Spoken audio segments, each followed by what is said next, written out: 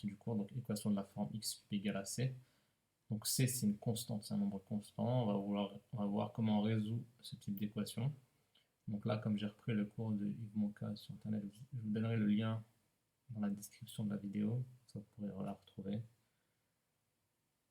Donc, résoudre les dans R, les équations suivantes. Donc, x cube égale à 27 et 2x cube moins 6 égale à 16. Il faut savoir, la propriété, c'est que l'équation x cube égale c avec c positif possède une unique solution, c'est racine cubique de c. Donc, sur votre calculatrice, vous avez racine cubique de c, même les calculatrices collège. Cette solution peut également se noter c puissance 1 tiers. Ou alors, au lieu de faire ça, racine cubique de c, on fait puissance 1 tiers.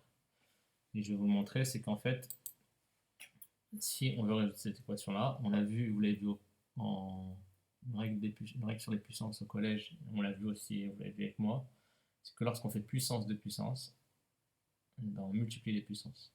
Donc le but, si on veut résoudre ce type d'équation-là, x cube égale à c, c'est d'avoir x tout seul, pas puissance 3, x puissance 1 en fait. Donc en fait, il faut enlever la puissance 3. Et donc pour enlever la puissance 3,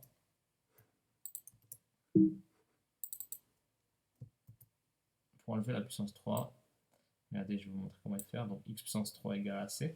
Le but, c'est d'arriver à ça, x. Donc pour enlever la puissance 3, on va faire puissance 1 tiers à gauche et puissance 1 tiers à droite. Pourquoi on fait puissance 1 tiers à gauche? Parce qu'on sait que lorsqu'on fait puissance de puissance, quand on fait puissance de puissance, il faut multiplier les deux puissances. Et 3 fois combien égale à 1? Ben, c'est 3 fois 1 tiers qui est égal à 1. Parce que 1 tiers, c'est l'inverse de 3. On a inversé le numérateur et le dénominateur. Parce que là, le dénominateur, là où il y a le curseur de ma souris, c'est 1. Donc si on inverse, ça fait 1 tiers. Et quand on fait 3 fois 1 tiers, ben, ça fait 3 fois 1, ça fait 3. Et là, il faut se dire qu'il y a un 1, donc 1 fois 3, ça fait 3. D'accord? Quand on multiplie les numérateurs entre eux, les dénominateurs entre eux. Donc ça fait 3 sur 3. Donc ça fait x puissance 3 sur 3. Et 3 sur 3, ça fait 1. X puissance 3 puissance 1 tiers, ça fait x puissance 1. Et x puissance 1, ça fait x. Voilà, donc en gros, nous, ce qu'on voulait, c'est avoir x. C'est pour ça qu'on fait puissance 1 tiers. Et comme on le fait à gauche, il faut le faire aussi à droite. Et c'est pour ça que la solution, elle se note comme ça. X égale à c puissance 1 tiers. Et c puissance 1 tiers, c'est la même chose que ça. Ça et ça, c'est la même chose. Donc pour le calculer plus simplement avec la calculatrice, vous pouvez faire ça, puissance 1 tiers. Donc regardez bien. On cherche le nombre qui est élevé au cube de 27. Ce nombre est égal à la racine cubique de 27, soit x égale à racine cubique de 27. Quand on fait à la calculatrice racine cubique de 27, ça fait 3. Ou alors on aurait pu faire 27 puissance 1 tiers. Et si vous faites 27 puissance 1 tiers, eh ben vous trouverez 3. Je vais essayer de vous montrer à la calculatrice, si ça met pas trop de temps à s'afficher.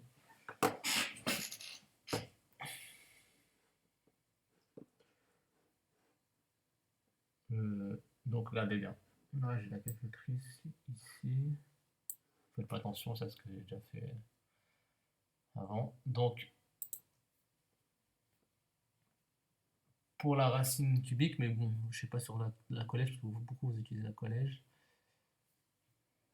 Sinon, vous faites juste puissance 1 tiers. Donc, regardez bien, moi, ce que je vais vous montrer, c'est puissance 1 tiers.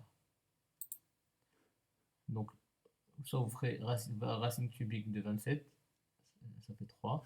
Ou alors, vous faites tout simplement 27 puissance 1 tiers. C'est la même chose. Regardez, je vais vous montrer 27 puissance 1 tiers. Donc, si je fais 27, donc je fais 27, puissance, c'est le chapeau là. Puissance, 1 tiers.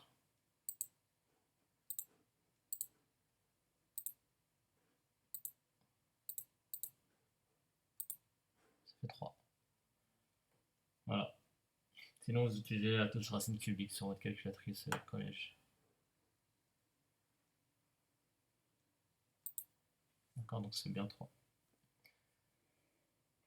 Voilà, en fait, comme vient de le faire, puissance 1 tiers, tout simplement. Ensuite, dans le deuxième, donc là, vous avez vu, c'est le plus simple. Parce que là, c'est x cube, il est déjà isolé. Mais là, dans la deuxième équation, x cube, il n'est pas isolé. Il faut d'abord isoler le x cube. Donc, il faut procéder comme vous avez fait depuis le collège. C'est-à-dire que c'est comme si on isolait le x tout seul. Donc là, il faut isoler x cube. Donc 2x cube moins 6 est égal à 16. Donc ça veut dire qu'il faut d'abord enlever le moins 6. Donc pour enlever le moins 6, ici, il faut faire plus 6. Si je fais moins 6 plus 6, ben, ça fait 0. Là, il n'y a plus rien. Et comme j'ai fait plus 6 à gauche, il faut faire plus 6 à droite. 16 plus 6. Voilà. Donc ça fait 22. Ensuite, ici, 2, c'est un facteur, donc il faut diviser par 2 à gauche. 2 divisé par 2, ça fait 1. D'accord, 1, on ne l'écrit pas. Et comme j'ai divisé par 2 à gauche, il faut diviser par 2 à droite. 22 divisé par 2, ça fait 11. Voilà, donc là, vous avez vu, c'est x cube égale à 11. Donc c'est une équation de ce type-là. Donc x égale à 11 puissance 1 tiers ou racine cubique de 11. D'accord. Voilà, donc ça, c'est la solution. Mais en fait, ce qu'on peut faire, c'est donner la valeur approchée. Donc si on fait une valeur approchée, on va le faire à la calculatrice.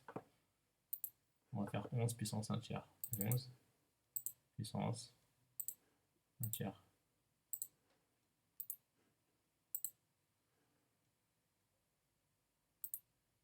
Donc ça fait environ 2,22. 2,2.